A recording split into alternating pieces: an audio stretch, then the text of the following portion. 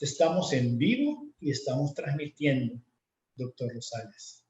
Vamos a hacer un comercial que es importante, me pidieron que lo hiciéramos. Por favor, no se les olvide. Esto es importantísimo en nuestra nueva normalidad, en nuestro cotidiano. Es uno de los mecanismos que ya lo vamos a hablar con el doctor Rosales para protegernos en esta pandemia. No se les olvide, por favor, el aislamiento y todo lo demás que ya vamos a hablar. Bueno, ya se empieza a emitir, ya a entrar la gente. A mí me encanta decir, estamos transmitiendo desde tal parte porque se me hace que soy la BBC de Londres o la Voz de las Américas, como antes. Entonces, tengo que decirlo porque si no me siento así como que me faltó algo. Entonces, desde la clínica del doctor Molina, en la colonia Escalón, en San Salvador, El Salvador, Centroamérica, transmitiendo para el mundo. Así es, para el mundo, aunque no lo crean. Oscar Molina es su servidor.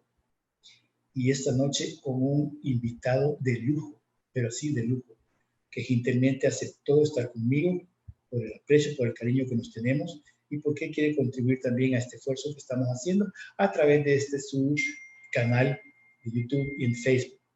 Les voy a dar una breve información de Alfonso Rosales. No la hoja de vida, pero sí la información que me sale del alma porque lo conozco desde siempre y somos grandes amigos y con gran cariño. Bueno, Foncho con cariño, se llama Alfonso Rosales, Foncho con cariño, es salvadoreño, estudió en la Universidad Nacional, estudió en Guatemala, ahí estudiaste, ¿verdad, Foncho? Sí, Guatemala. Un año, y también acá en El Salvador, y se graduó como médico, igual que yo. Pero luego se fue a especializar a Tulane, allá en Nueva Orleans, está Tulane, en Luisiana, sí, sobre salud pública y epidemiología. Y modestia aparte, él no lo va a decir, pero lo digo yo, Foncho es uno de los epidemiólogos de mayor prestigio, de mayor renombre a nivel latinoamericano. Conoce todo el mundo. Yo creo que no hay país que se le haya quedado. Y les voy a contar anécdotas de él para que vayan viendo cómo es esta onda, vayan viendo a la persona y después identifiquen al profesional. Una vez que estábamos platicando, no me acuerdo dónde, le pregunto que cómo había empezado todas estas cosas. Y me dice Foncho, fíjate que uno de los primeros trips que yo tuve, una de las primeras cosas que yo tuve, me tocó ir a Somalia, en Mogadishu, por ahí cerca. Y iba a un lugar donde había una epidemia, no me acuerdo qué era, si de cólera o alguna cosa. Y entonces cuando aterriza la avioneta al lugar donde iba, me caen los guerrilleros somalíes y me ponen contra el piso con los AK-47 aquí en la nuca. Y no, espérense, hombre, si yo vengo en paz, vengo como médico, etcétera. Y ya no me acuerdo más cómo fue que salió del lío, pero a esos niveles. Y luego una vez, y este dato sí se los quiero compartir, hace como 3 años, ¿verdad, Foncho? Más o menos. Sí, como 3 años. Foncho estaba en Sudán del Sur, haciendo trabajo de campo, haciendo trabajo epidemiológico, para que vean que no es paja, pues que Foncho no solo de escritorio, sino que tiene el conocimiento porque ha estado en trabajo de campo.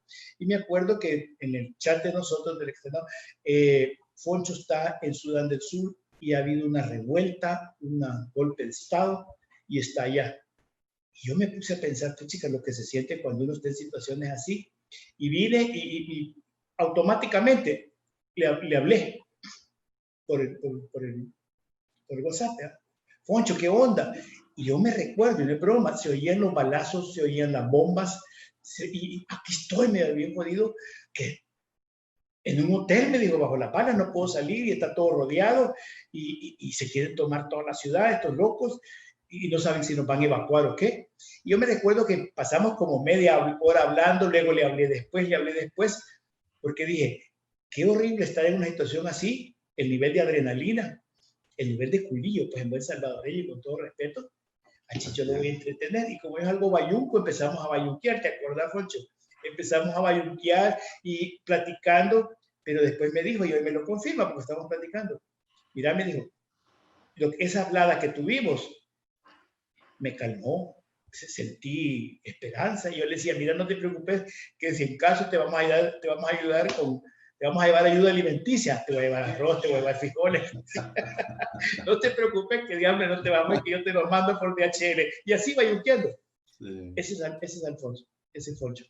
Entonces, como les digo, Foncho está trabajando a nivel mundial con un organismo, una ONG, que es Health Watch. ¿Cómo se llama, Foncho? World Vision, Visión Mundial. World Vision. Ha estado por todas partes del mundo, me consta, porque hace como 3 años nos juntamos en Brasilia, fuimos a almorzar, a departir ahí frente al lago, le pasamos súper bien.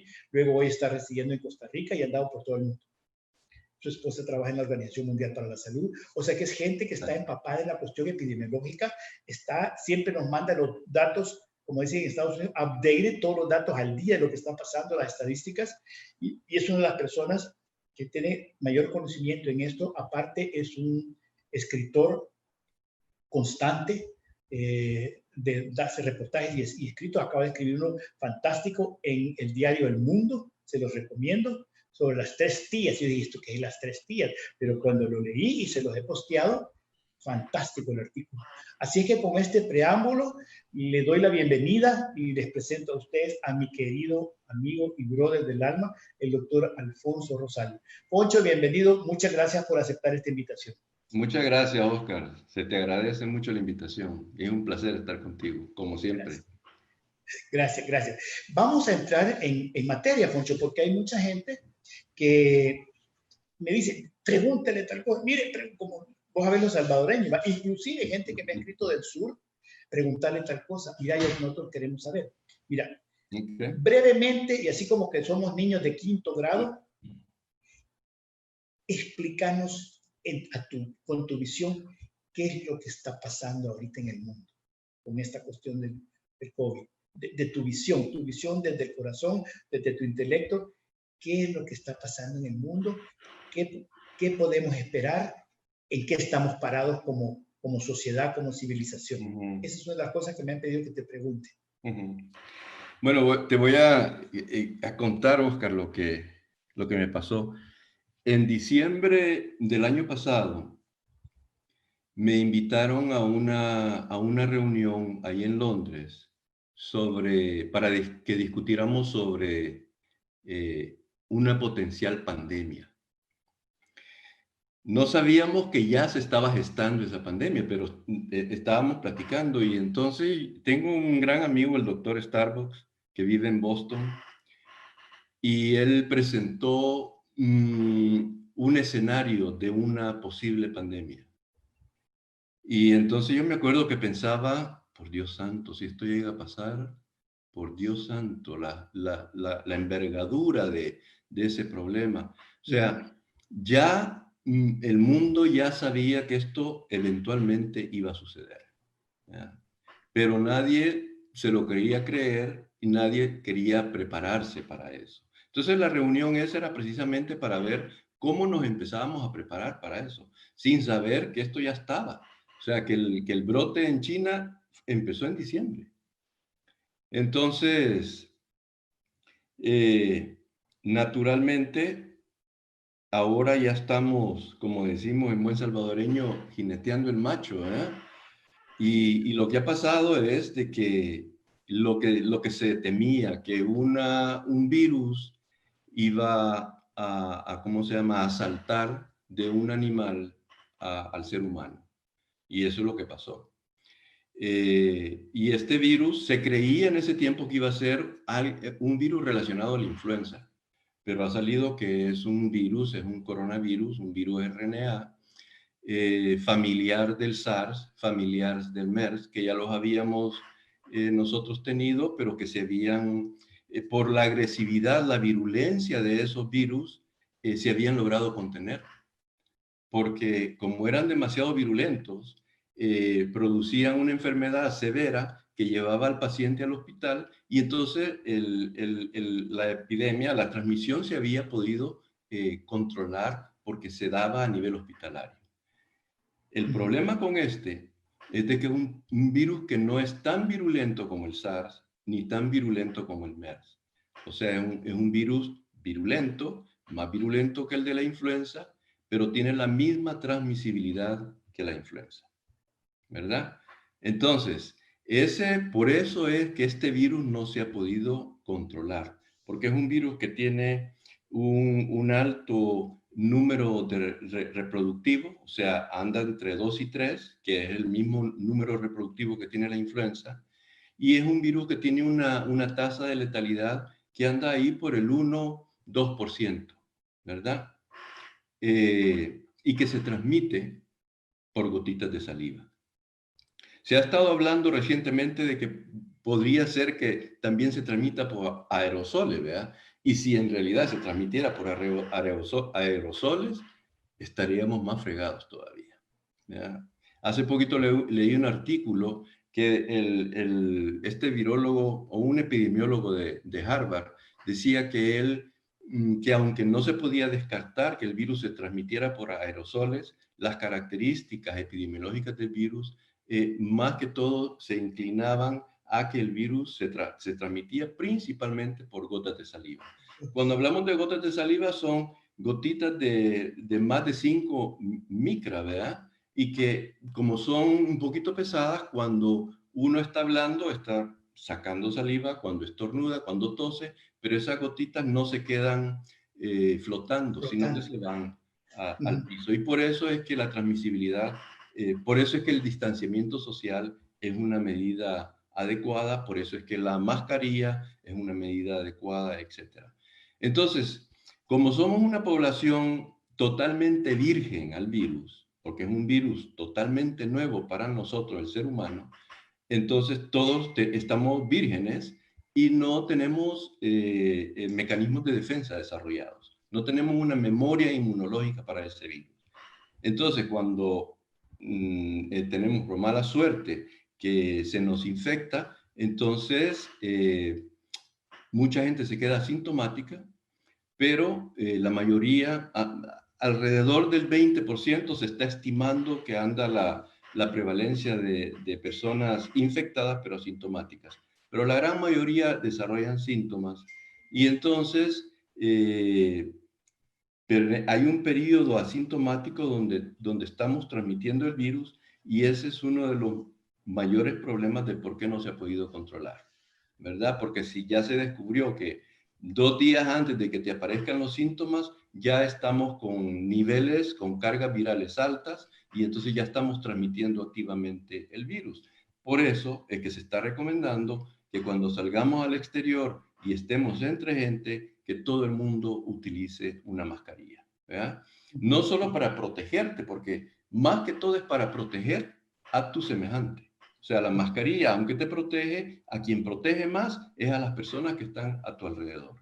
Por eso es que se está pregonizando eso. Es más, hoy estaba escuchando al doctor Michael Mina, que decía, si todos utilizáramos la mascarilla constantemente cuando estamos relacionándonos o socializando o saliendo afuera, dice, el número reproductivo caería a menos de 1. Y con eso empezaríamos a controlar la pandemia, la epidemia de los lugares.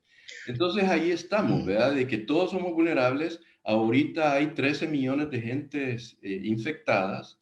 Ahorita el virus, la circulación del virus pasó de China, se fue a Europa, como todos sabemos. De Europa pasó a Estados Unidos y de Estados Unidos se nos ha venido encima. Y ahorita el epicentro de esta pandemia está en las Américas, ¿ya? Focalizado en unos estados de los Estados Unidos y en Brasil, en México y en Chile, que son los países donde ahorita hay mayor circulación viral, ¿ya? Pero estamos, Centroamérica, tú sabes, estamos hasta el cuello. Poncho, 2 preguntas que me las han hecho y yo no las puedo responder. Una, ¿qué tan efectivas son las medidas de cuarentena, de encierro, ¿okay? En esta etapa que estamos? Y 2, la otra es, ¿cuánto es el tiempo de contagio del virus de una persona que esté infectada? O sea, ¿cuánto tiempo dura como agente contaminante o contagiante la persona que tiene coronavirus para saber, este tiene 14 días de cuarentena, ya le pasó, este lo otro, lo otro? 2 preguntas, las medidas de encierro y cuánto tiempo dura el periodo de contagio. Mira, cuando cuando se comenzó toda la estrategia para contener a este virus, no se conocía el virus, no se sabía absolutamente nada de ese virus. Entonces, lo más lógico fue que se trajeron todas las intervenciones que se habían utilizado durante la pandemia en 1918, la famosa pandemia española, Española. el virus. Entonces, se trajo todo ese, porque no hay vacuna, no hay tratamiento, entonces es a lo que se le llama las intervenciones no farmacológicas, ¿verdad? Que incluyen la cuarentena, el aislamiento, el distanciamiento social, etcétera. Entonces, como no sabíamos de qué se trataba esto, entonces inmediatamente la OMS preconizó eso y esas eran las únicas medidas que teníamos, ¿verdad? No se sabía ni el tiempo de incubación, ni cuánto tiempo una persona se mantenía infecciosa, etcétera. A medida que se han venido estudiando, porque la verdad es que todos los días salen 10, 100 papers nuevos, ¿verdad? Publicados o prepublicados. Ahorita hay un sitio en el internet donde vos te metes y ahí están todos los papers que todavía no han sido revisados, no han hecho el peer review, pero ahí están. Entonces ya sabemos de que es un virus, de que se transmite por gotitas de saliva, que es un virus que tiene un periodo de incubación de 14 días y aproximadamente el promedio es de 5 días el de incubación. Entonces, cuando tú estableces tu estrategia de cuarentena, lo haces en base al periodo de incubación, ¿ya? Entonces, la cuarentena que se ha adoptado a nivel mundial es de 14 días. El único país donde se ha hecho de 30 días, pregúntame por qué, es nuestro querido El Salvador, ¿ya? Pero en realidad el periodo de cuarentena es por lo general es de 15 días. Entonces, ¿qué tan efectiva es la cuarentena? La cuarentena es efectiva. Ahora, la cuarentena es diferente al confinamiento, ¿ya? Cuando cerrás un país, entonces es una medida altamente efectiva, Oscar, pero no es sostenible, Okay. ¿verdad? Porque nadie puede sobrevivir encerrado. Y aquí vamos a estar 2 años lidiando con este virus. O sea, la vacuna va a salir probablemente a finales de este año, pero tiene que haber una estrategia para la distribución de la vacuna. No la vamos a recibir todos, no vamos a tener acceso a esa vacuna todos, ¿ya? Sino que van a tener que hacer estrategias y los países ricos, que son los que van a tener más acceso a esa vacuna antes que nosotros, van a tener que tener un poquito de solidaridad, ¿verdad? Pero esperemos que esa solidaridad esté, pero puede ser que no. Entonces, la cuarentena es buena porque en la cuarentena lo que tú estás haciendo es agarrás a los contactos de una persona que sabes que está infectada y entonces estás tratando de proteger a la sociedad de esos potenciales transmisores de la enfermedad, ¿eh? Entonces, como tenés un periodo de incubación de más o menos 14 días, por eso se recomienda que una persona que ha estado en contacto con un enfermo se guarde en su casa sin tener contacto con otra persona por 14 días. Si a los 14 días no te ha dado la enfermedad, pues ya puedes salir, ¿ya? Y si a los 14 días te da la enfermedad, entonces te quedas ahí lo que te dura la enfermedad más otro tiempo adicional, ¿verdad? Eso es la cuarentena y la cuarentena sí es efectiva. Ahora, el confinamiento es cuando metes en su casa a todo el mundo, independientemente si vos has tenido contacto o no con una persona. O sea, vos decís encierro total. Y como ya te dije, eso es efectivo porque nadie se junta con nadie, pero no es sostenible, porque tiene un impacto económico bárbaro y tiene un impacto social bárbaro también. O sea, el componente mental que por la que estamos pasando todos nosotros es, o sea, vamos a tener un síndrome postraumático mucha gente, ¿eh? Entonces, y lo otro que, que hay que tener cuidado es cuando tú estableces centros de cuarentena como los centros de contención que utilizó El Salvador, por ejemplo, el manejo de esos centros tiene que tener un manejo muy cuidadoso, ¿verdad? Y el problema que hubo en El Salvador es que en ese tiempo, cuando se empezó con esos centros, no se tuvo la implementación. La idea era buena, la implementación no fue lo mejor. ¿Verdad? Y entonces se convirtieron en unos centros de contagio, ¿verdad? Pero sí, la cuarentena es importante y por eso es que dicen de que lo que hay que hacer, o sea, cuando el confinamiento se comenzó, la idea era de que el sistema de salud se preparara para establecer un sistema de vigilancia fuerte que pudiera identificar tempranamente los casos, se hiciera la trazabilidad del contacto y se estableciera la cuarentena para esos contactos. Así no tendríamos que haber vuelto a ningún confinamiento que, como te digo, no es sostenible. Foncho, ahorita en El Salvador, ¿estás enterado? Están los hospitales al rebalse. Me han hablado a mi gente, me ha escrito gente. Oscar, ayúdanos, fíjate que el papá de mi amiga está con el COVID y con tus contactos, ve si lo puede ingresar en cualquier hospital. Y él dice, yo no tengo contactos. O sea, ya no estoy a ese nivel, yo estoy en otra onda. Y me habla la otra persona y me escribe, los hospitales topados. Tengo una paciente que tiene que hacerse una colecistectomía por cálculos, ¿no? Y le hablo al cirujano, un excelente cirujano salvadoreño, mira, Juan, esto, Oscarito, mira, me dice, si la podés enfriar, la podés tener así quieta por unos 3, 4, 5 meses, mientras pasa esto, porque ahorita los hospitales están topados, están infectados, y ojo, no quiero meter miedo, pero es una realidad. Claro. Y decirle a la paciente que no nos podemos arriesgar, ni yo como médico tratante, ni ella como paciente, tenerla quieta, o darle tus hierbitas para que se desinflame un poco la vesícula, porque no podemos operar.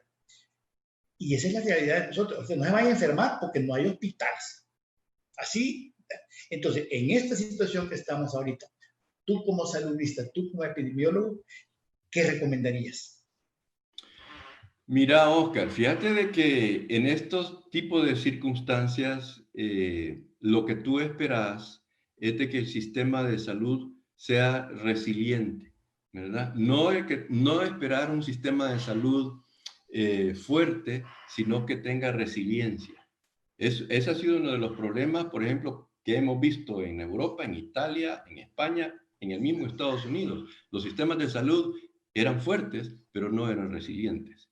Y esto te lo traigo a cuenta porque cuando tenés una emergencia de este tipo, tú tenés que tener un sistema de salud que sea capaz de absorber, porque en una emergencia te va a venir una demanda de servicios mayor de la que regularmente tenés, ¿verdad? Entonces, que un sistema pueda absorber. La otra característica que tiene que tener un sistema resiliente es que tenga capacidad de adaptación, que se pueda adaptar a ese golpe, a ese estrés y que se pueda transformar, ¿verdad? Entonces tenemos un sistema que pueda absorber, que se pueda adaptar y que se pueda transformar. El problema con el sistema de salud de El Salvador es que la capacidad de absorción que tiene es bastante limitada. Pero esa capacidad de absorción venía desde hace mucho tiempo, no es desde ahora. ¿Verdad? El Salvador entra con este nuevo gobierno, entra con una debilidad o con un déficit del 44% de recurso humano. O sea, nosotros necesitábamos tener 100% de ese recurso humano, solo teníamos el 56. Teníamos un déficit del 44% de recursos humanos. Y además de eso, un déficit de casi el 50% de cama hospitalaria. O sea, El Salvador ya tenía un déficit fuerte. Y por eso no entiendo yo muchas veces, yo no soy político, ni tengo afinidades políticas con nadie, pero lo que hizo este gobierno de crear un hospital permanente y no de campaña fue una de las decisiones que yo hubiera recomendado. Porque ya El Salvador tenía un déficit de camas. Entonces no querés tener un hospital de campaña, querés tener un hospital ya permanente. ¿Ya? ¿Para qué vas a tener una de campaña que lo vas a quitar y después te quedas con ese vacío que traes desde siempre? Entonces, yo creo de que eso fue una decisión muy acertada de este gobierno para aumentar la capacidad de absorción del sistema. Y una cosa que yo no entiendo es por qué el sistema está, ¿cómo se llama?, sobresaturado en estos momentos, porque El Salvador, cuando yo analizo la curva epidémica de El Salvador, va para arriba. Eso es lo normal, porque esto, o sea, el número de casos tiene que ir aumentando, va a seguir aumentando. Estamos en una epidemia. Entonces va a seguir aumentando, pero lo que queremos es que vaya aumentando poquito a poco, ¿verdad? Que la curva sea plana, como dicen, para que no colapse el sistema de salud. Entonces lo que yo veo de que con el aumento de las camas que supuestamente se tienen en ese hospital El Salvador, el sistema no debería de estar estresado todavía, porque tenemos una tasa de mortalidad del 2,5%, tenemos un aumento porcentual por día en El Salvador que no llega al 3%. Viene del 2,8, se pasa al 3,5, pero nunca llega más allá. Ahorita Costa Rica tiene 5,8% de crecimiento diario, diario. ¿Ah? Y Costa Rica tiene una mortalidad incluso más baja que la de El Salvador, tiene una mortalidad de 1,1. O sea, una de las mortalidades más bajas de toda Latinoamérica. Entonces, pues sí, no entiendo por qué el sistema está colapsando. Esa es la verdad. Entiendo por qué Guatemala está colapsando. Guatemala tiene 38,000 casos ahorita, tiene más de 1,000 muertos, se le mueren más de 50 personas cada día. O sea, ese sistema sí está al borde del colapso, ¿verdad?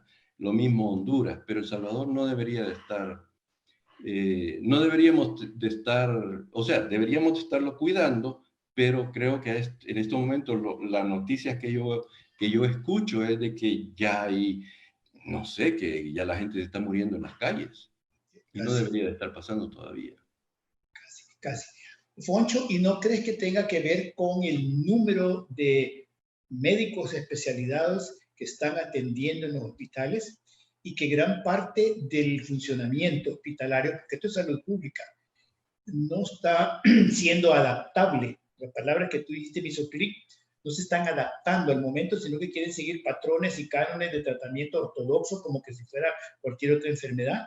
Y eso es lo que está haciendo tal vez que este número de enfermos, este número de pacientes esté falleciendo y colapsado el sistema. ¿No crees que pueda ser eso una posibilidad de?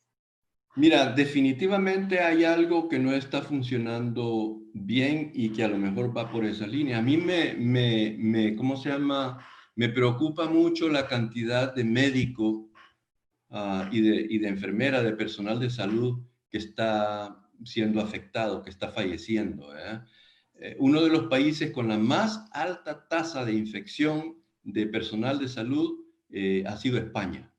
Ellos han tenido el 22% de todos los casos de españoles fueron en personal de salud, pero únicamente el 0,12% murió.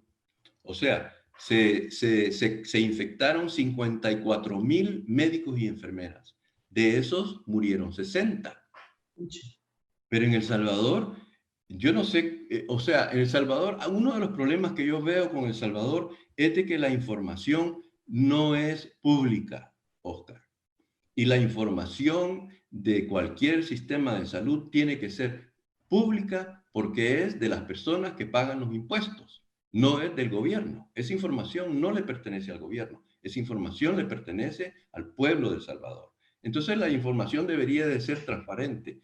Yo no tengo acceso, por ejemplo, a saber cuál es el número de gente que está siendo ingresada en el hospital. Yo no tengo acceso a saber cuántos médicos están infectando, cuántos médicos están muriendo, cuántas enfermeras, etcétera, etcétera. Entonces, lo que a mí, o sea, no tengo conocimiento yo así concreto de qué es lo que está pasando, pero me parece, con lo que los colegas me dicen, que al momento hay más de 30 médicos que se han muerto y solo tenemos 10,000 casos. España tuvo más de 200.000 casos y solo se le murieron 60 médicos y enfermeras. Entonces, ¿qué es lo que está pasando en El Salvador? Eso sí me preocupa, porque si nos quedamos sin médicos, ¿qué vamos a hacer? O sea, solo vamos a tener las camas. ¿Y quién va a atender a esos pacientes en esas camas? Si nos quedamos sin intensivistas, si nos quedamos sin neumólogos, si nos quedamos sin internistas, ¿qué va a pasar? Entonces, no sé, habría que escarbar un poquito y ver qué es lo que está pasando con el recurso humano que está siendo afectado tan grandemente por este virus. No me parece normal. Okay. O sea que yo te digo, yo no tengo cifras ni tengo datos, pero sí por los colegas, por la gente con la que platico, mis pacientes, igualmente yo digo, ¿y qué está pasando aquí? Pues Exacto. Y yo me remonto a cuando éramos internos, éramos practicantes de medicina, íbamos al Rosales, íbamos al Bloom, etcétera, etcétera. Por cierto, yo hice mi año social en el San Rafael de Santa Tecla, el internado en Santana.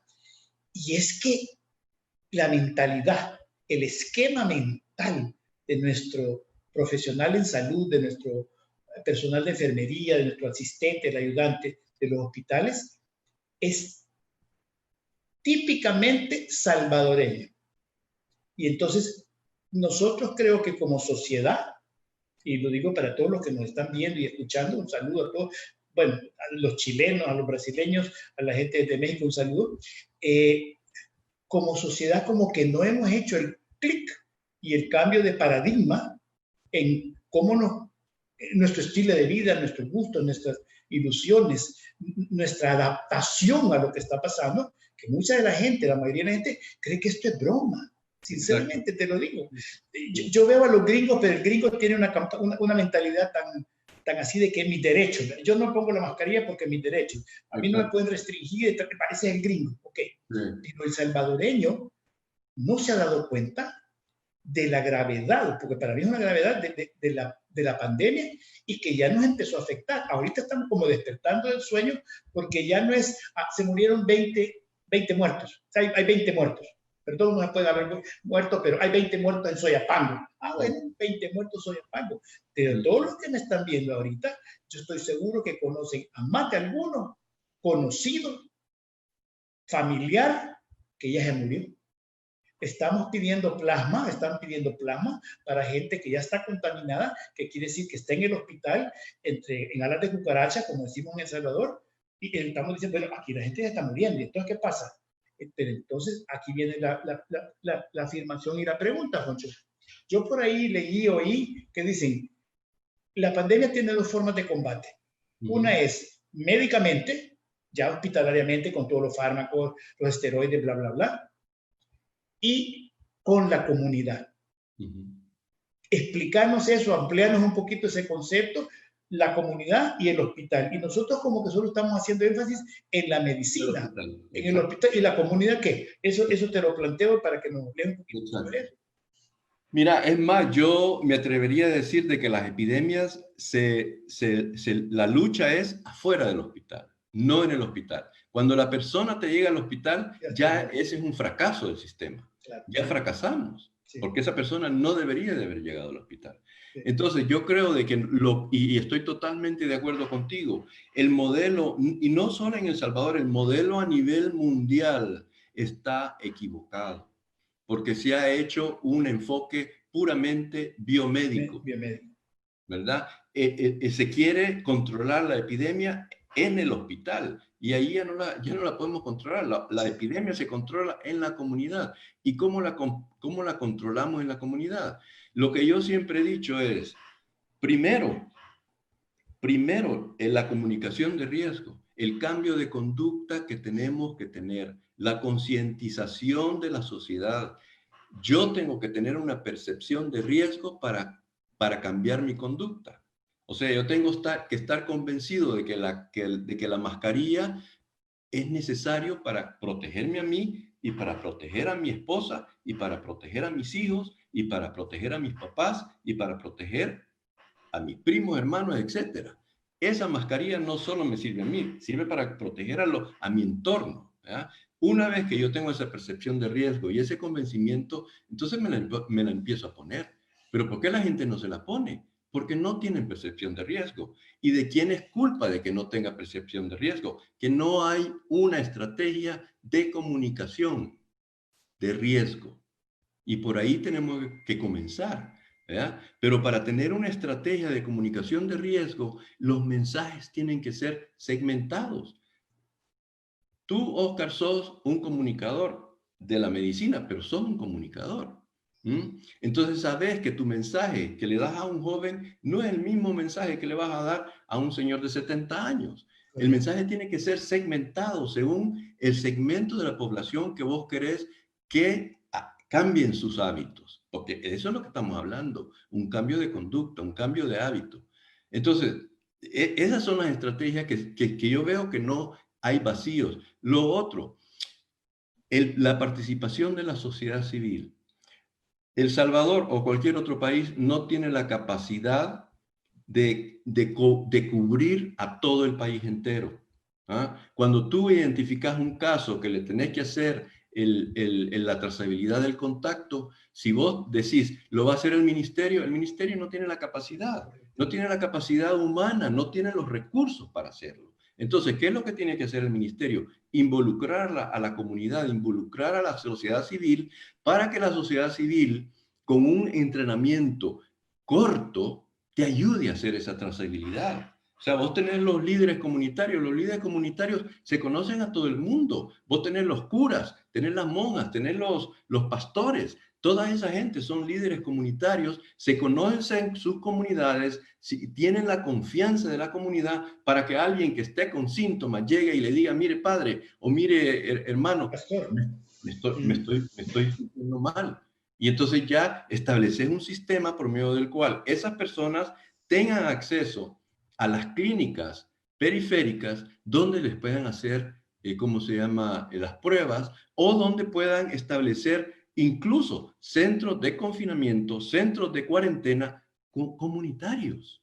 Porque en muchas casas, Oscar, donde viven en hacinamiento, donde solo hay una habitación, no podés tener aislamiento, ni podés tener cuarentena. Entonces necesitas tener unos centros a nivel de la comunidad, donde la misma comunidad organizada haya organizado esos centros para que sus enfermos se queden ahí y no vayan ¿cómo se llama? Lo otro, la mayoría de gente no necesita ir al hospital con esta enfermedad. El 90% de los infectados no necesitan ir al hospital. Y mucha gente probablemente se está yendo al hospital porque creen que es la única manera porque tienen miedo, se van al hospital y entonces eso también ayuda a sobresaturar ese hospital. ¿Me entendés? Porque ya te quita el tiempo del médico o el tiempo de la enfermera de atender a esa persona, porque si no te lo atienden van a empezar a protestar. ¿Me entendés? Entonces yo creo que el involucramiento de la sociedad civil es fundamental para luchar con una pandemia, y la pandemia se lucha en las comunidades, no en los hospitales. Los hospitales, cuando ya llega una persona al hospital, ya hemos fracasado. Sí. Vos estuviste, Foncho, si mal no recuerdo, corregime, viendo la cuestión del ébola hace unos años, ¿verdad? Estuviste por allá. Estuve con el ébola y fíjate, el ébola, por ejemplo, uno de los problemas que pasó con el ébola. El ébola no pasó a más porque es un virus extremadamente virulento, ¿verdad? Con una tasa de mortalidad del 70%. Sí. Y por eso no fue que no se expandió. Pero uno de los problemas que se vio en África Occidental, en esta última epidemia que hubo ahí, fue de la manipulación de los muertos. La gente, se moría una persona, entonces los familiares lo bañaban, le hacían sus ceremonias, lo llevaban a enterrar, le cantaban. Durante todo ese tiempo se contaminaba un montón de gente. Un montón de gente. Entonces ese era un cambio de norma cultural de una sociedad. ¿Y eso cómo se logró? Se logró a través de los líderes religiosos. Porque los líderes religiosos que lideraban esas ceremonias se empezaron a dar cuenta y se convencieron, se hizo una estrategia para cambiar su mentalidad, ellos cambiaron y así se logró contener esa epidemia. A través de un cambio de comportamiento, a través de los líderes religiosos. No fueron los médicos, no fueron las enfermeras. Que fíjate que es lo que yo vengo pregonando, inclusive en Sudamérica he dado charlas al respecto, cuando doy una charla y un taller que yo les digo, miren, la salud es un fenómeno cultural. Exacto. Y ahorita me lo estás corroborando vos, o sea, el aspecto epidemiológico, la salud es un fenómeno cultural que tiene que ver con un estilo de vida, que aquí es donde entra, hago mi comercial, lo que he hecho por 35 años. Ahorita es cuando, como nunca antes, tenemos que hacer un cambio de paradigma en nuestro estilo de vida. ¿Para qué? Como vos decís, para no ir a parar al hospital. Exacto. Y que no nos den ibuprofeno, porque no vamos a salir con ibuprofeno adelante, nos vamos a morir. Exacto. Te digo porque yo estoy en contacto con gente en Estados Unidos, con gente de México, y con lo que vos decís, el que llegue al hospital, híjole, que le dé gracias a Dios si logra salir. Pero exacto, que le dé gracias a Dios a que logra salir, porque como vos decís, es el fracaso de la medicina, en este caso medicina comunitaria, medicina preventiva, cuando se llega al hospital. Entonces, el ejemplo que acabas de poner del ébola me hace clic de que en El Salvador, en Latinoamérica, para los que no están viendo, están, como te digo, Brasil, Chile, México, tenemos que entender que nuestra vida normal, cotidiana que teníamos, se acabó. Se acabó. Si no hacemos ese clic mental y queremos seguir conduciéndonos en la vida con nuestros anhelos, nuestras ilusiones, nuestro comportamiento, como que aquí no pasa nada, aumentamos la pandemia, nos exponemos a nosotros mismos y exponemos a nuestra comunidad. Entonces, eso que acabas de contar del ébola es importantísimo y más importante también que acabas de mencionar los líderes religiosos, que nuestro país es un país tremendamente religioso, de mucha creencia. Hay una cantidad de sectas evangélicas, católicas, cristianas, que tenés razón, es un llamado para algunos de los que nos esté viendo o conoce gente de empezar por ahí. Ahora, ¿por qué crees tú, Foncho, que nuestro esquema de medicina es básicamente terapéutico, farmacológico, y le seguimos insistiendo en eso? Y como tú decís, no es por ahí. Eso es una medicina preventiva a todo nivel, comunitaria y estilo de vida. ¿Por qué crees que estamos metidos en ese sistema farmacológico terapéutico?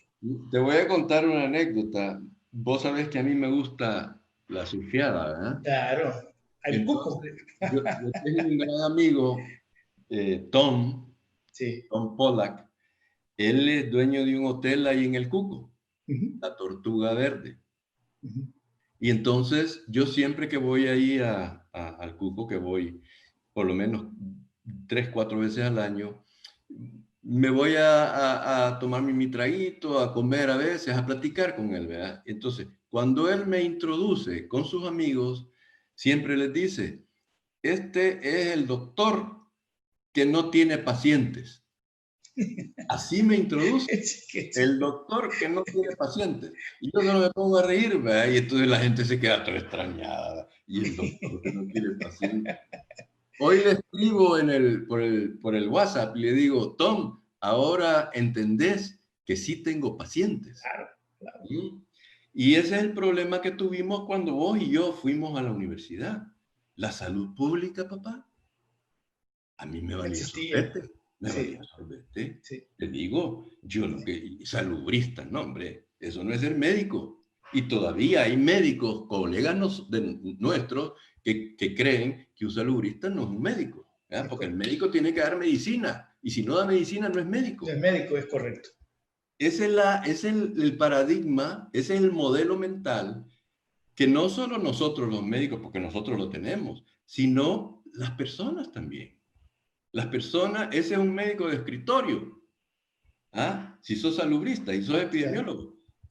Ahora están viendo de la necesidad del salubrista y del epidemiólogo. ¿Ah? Pero por eso es, Oscar. Ok.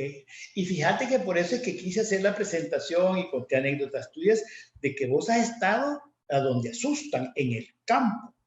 con un AK-47 aquí, allá en Mogadishu, cerca de Mogadishu, allá en el Sudán del Sur, bajo las balas, y me consta porque yo oía los bombazos y todo, has estado en África con lo del ébola, o sea, no es paja, pues, es como el cirujano, al cirujano que no ha operado en la sala de operaciones, es el cirujano, tú sos epidemiólogo y salubrista, pero has estado directamente ahí con los trajes de astronauta donde asustan. Entonces, lo que acabas de contar desde África, lo del ébola, es perfecto para que nosotros como salvadoreños o latinoamericanos entendamos que estamos al borde, estamos en el filo de la navaja del cambio de paradigma cultural en salud. Y si no hacemos ese cambio, que viene en estilo de vida para todo lo que es el fenotipo, alimentación, ejercicio, respiración, bla, bla, bla, casas ventiladas, que entre el aire, que entre el sol, o sea, cambio de paradigmas y no casas encerradas, hacinadas, con aires acondicionados que nunca se revisan y están recirculando el aire sucio. Bueno, incluso el aire acondicionado ahorita es un factor de riesgo para también. Es correcto, eso estaba leyendo. Entonces me dice, hoy estamos en una discusión con una gente y me dice, es que mira, los médicos están muriendo porque los médicos de consulta privada son los que más están muriendo. ¿Y por qué será? Con todo respeto a los colegas, vos has visto las oficinas de mis colegas, unos huevitos de oficina de este porte con aire acondicionado que nunca lo mandan a revisar, que hay 4, 5, 10 gente esperando, 2, 3 secretarias y apiñados en las salas de espera, encerrado con luz neón todo el tiempo. ¿Y cómo no va a ser un foco de contagio? Con una persona que hay, si ese es el foco de contagio ideal para el coronavirus, ahí se siente feliz, está en un spa. Pero eso, volvemos a lo mismo, los hospitales, todo, las oficinas. Los también son centros de contagio. El cambio de paradigma es hasta en esas cosas que uno dice, no, ¿qué tiene que ver el aire acondicionado? ¿Qué tiene que ver una oficina? Yo apuesto que ahí es donde está contagiando el mayor número de gente. Entonces, totalmente. Lo que vos decís, si no hacemos ese cambio de paradigma en nuestro pensar y en nuestro actuar, esto va a seguir por 4 o 5 años más y seguimos en la misma. Mira lo que le ha pasado a Costa Rica. Costa Rica iba manejando su epidemia, pero bien, súper bien. Sí. Súper bien. Sí. Entraron en la fase 1, entraron en la fase 2, y en la fase 2 la gente empezó a hacer fiestas. Sí. Casamientos, bautizos, cumpleaños. Y cuando vos ves, analizás, porque yo ya lo hice, cuando ves la curva de la incidencia de los casos y ves la fecha de la fase 2, reapertura de la fase 2, ¡boom! Hace así, mira. Pero así, es impresionante. Y ahorita, aquí estamos con 500 casos diarios, Oscar. Más que en El Salvador. Sí. Más que en El Salvador. Sí. Y yo te digo, yo creo que en 3 o 4 días aquí tienen más casos que en El Salvador. Sí. El Salvador está subiendo, ya te dije, El Salvador está subiendo al 2 al 3% diario. Aquí está 5% y no baja de 5. No lo pueden bajar. No lo pueden bajar. Sí. Bueno, fíjate, Foncho, el caso de los Estados Unidos. También. El caos que se produjo por una mala información, el mismo, yo no quiero criticar, pero el mismo presidente mandando un mensaje de que aquí vale fiesta, aquí no hay que ponerse mascarilla, hasta hoy, hace poco empezó a salir con mascarilla, que aquí no importa, que aquí mis derechos, que no sé qué. Walmart acaba de sacar, señores, aquí no me entra nadie si no entra con mascarilla. O sea, ya se pusieron las pilas, pero yo siento que demasiado tarde. Demasiado tarde. Se les disparó y hoy no hayan que hacer, porque ha habido un fenómeno cultural también, que en Estados Unidos, como en otros países y como acá, la cuestión de salubridad, de salud, cayó mezclada con momentos preelectorales de situación política. Y se politizó. Se mezcló todo, y entonces quieren dar la solución con la pastilla milagrosa, hasta los kits que está dando el gobierno, lo cual es muy bueno, no critico mal, sino que es propositivo, pero el aspecto más importante, que es lo que tú pregonas, y yo estoy de acuerdo contigo, el aspecto comunitario, casi por los ceros. Aquí la comunidad aísla, ponen cinta amarilla, aquí no pasa nadie. Exacto. Confinamiento, ese es el gran confinamiento, y se acabó.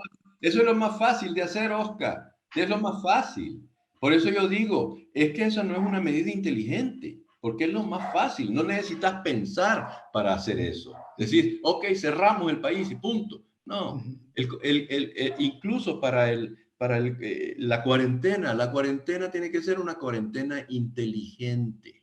El modelo tiene que ser inteligente, porque lo más sencillo es cerremos todo, pero eso Sí. no es posible, no es sostenible, no es sostenible. Y otra cosa, Foncho, tú que sos epidemiólogo y con maestría en salud pública, nosotros ahorita nos estamos enfocando en coronavirus, ¿no? Porque es el que está top, ¿verdad? Tenemos que hablar del coronavirus porque todo el mundo habla de eso. Perfecto. Pero aquí hay otro factor que yo ya lo veo venir. El número de enfermedades que pueden llegar a epidemia, cáncer, procesos degenerativos cardiovasculares, etcétera, que no se están atendiendo hoy. Imagínate la respuesta que me da este colega. Hoy no puedo operar. Claro. ¿Entendés? Entonces, que lo estamos descuidando, porque hoy todo es coronavirus, pero y todos los pacientes diabéticos, todos los pacientes con cáncer, todos los pacientes con otras cuestiones, que se están descuidando porque se están descuidando, ¿no? ¿Qué pasa dentro de 6 meses? Dentro de un año tenemos otra epidemia de gente que va a ir cayendo enferma de gravedad por enfermedades degenerativas. No, y vas a tener un aumento de la mortalidad por otras causas, ¿verdad? Porque esas personas no están siendo controladas como deberían de estar. Y eso se dio, por ejemplo, durante el ébola. Durante el ébola también la atención prenatal se vino para abajo, el parto hospitalario o clínico se vino para abajo porque nadie quería ir al hospital, Claro. le tenían miedo al hospital. Y mucha gente está teniendo miedo al hospital también Sí, por esta pandemia. Es correcto. ¿Ah? Sí. Entonces, también la malnutrición la malnutrición infantil ya está dicho que se va a ir para arriba. Y el exceso de mortalidad de niños de menores de 5 años, ya salió un artículo ahí en el Lancet que dice que se va a disparar. ¿Por qué? Porque los niños no están yendo a la escuela y en muchos países uno de los factores que los mantenía con nutrición era porque habían programas de alimentación en la escuela. Esos niños no tienen acceso a eso, ya no más, ¿verdad? La otra es que si el niño se queda en su casa, también los padres no pueden ir a trabajar. Correcto. Y si hay confinamiento, tampoco pueden ir a trabajar. Entonces, todos esos factores económicos van a incidir también en la salud. Porque yo siempre he dicho, no podemos hacer una dicotomía de salud y economía. La salud incide en la economía y la economía incide en la salud. ¿Ah? Si vos no tenés dinero para comprar comida, contame qué salud vas a tener. Entonces, esas dicotomías no existen. Son unas cosas que inciden uno en la otra y que no podemos vivir sin uno y sin lo otro. Se retroalimentan la economía con la salud. Entonces, tenemos que ver estrategias de que en realidad guarden la salud, pero que también cuiden la economía. No podemos hacer confinamiento. No podemos. Eso yo lo tengo aquí, mira. Y leo, y cada vez que leo, y que más leo, digo yo, no es posible, no es sostenible. No es sostenible.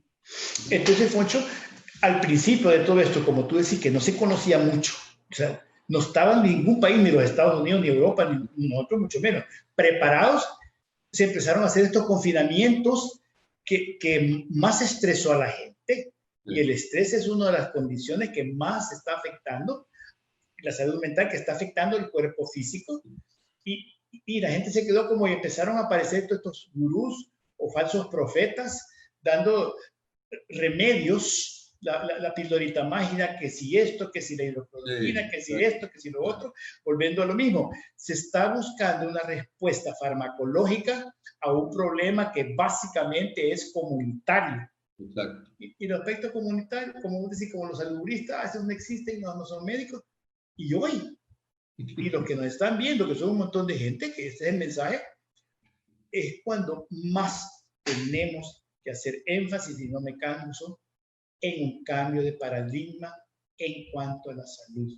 Total. Y qué bueno que tú has venido a reforzarlo con tu experiencia, con tu charla y con tu vivencia, porque vos no sos salubrista de oficina, no, vos has estado, como te digo, donde asustan, porque a mí me consta. Se me mote. Entonces, mira, te voy a leer algunas preguntas o comentarios que hay aquí para que los vaya ventilando. Okay. Dice José Ventura, la única solución, encierro total, pero después, bueno, ya lo hablamos, que el encierro total no es así. De Brasil me escribe Tony, un saludo. Dice, ¿qué le parece el modelo de trabajo de Argentina? No sé si estás enterado de cómo es el modelo de trabajo de Argentina, pero lo escribe Tony de allá de Río de Janeiro. Bueno, mira, la verdad es que Argentina tampoco lo está haciendo tan bien. Argentina tiene una tasa de incidencia bastante alta, ¿verdad? Predominantemente en la zona metropolitana de Buenos Aires. El país que bastante lo ha controlado es Uruguay, ¿verdad? Ahorita los dos países de Latinoamérica que están controlando esta situación son Cuba y Uruguay. Costa Rica estaba en ese grupo, pero ya salió. Pero ahorita son los dos países que están controlando esta situación y la verdad lo que ellos han hecho, bueno, el modelo cubano es bien peculiar, ¿verdad? Porque ahí, pues sí, hay un sistema centralizado y ahí lo que dice se hace, ¿verdad? Si no te vas a la cárcel. Entonces ellos han logrado controlar la epidemia y lo otro es que es una isla.